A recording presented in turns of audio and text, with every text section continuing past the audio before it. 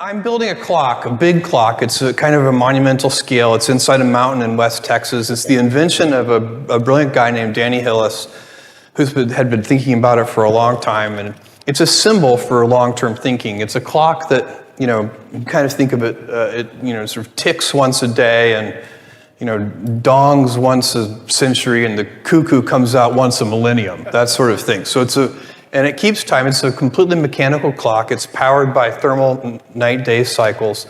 It's a very sophisticated piece of mechanical machinery, and everything is tested to last 10,000 years. It keeps time for that long. There's a lot of stuff to think through because it's synchronized at solar noon, and there could be, in 10,000 years, it turns out there could be 3-year periods where you have no sunlight at solar noon.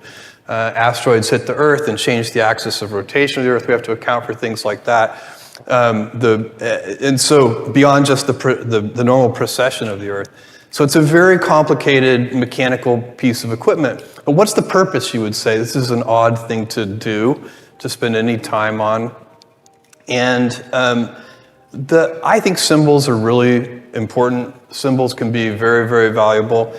And we have, as a species, become so omnipotent on planet Earth that we're really going to have to start thinking longer term. It can, in a lot of different ways. And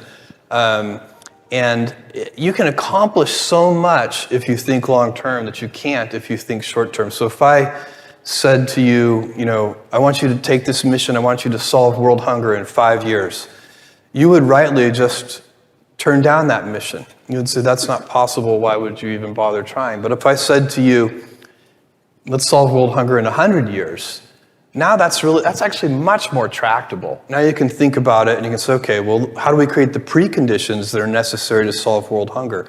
And so long-term thinking is a huge lever, and I think it gets harder to do as the speed of invention and civilization changes, in part because it sometimes doesn't make sense to think long-term if everything is changing so quickly.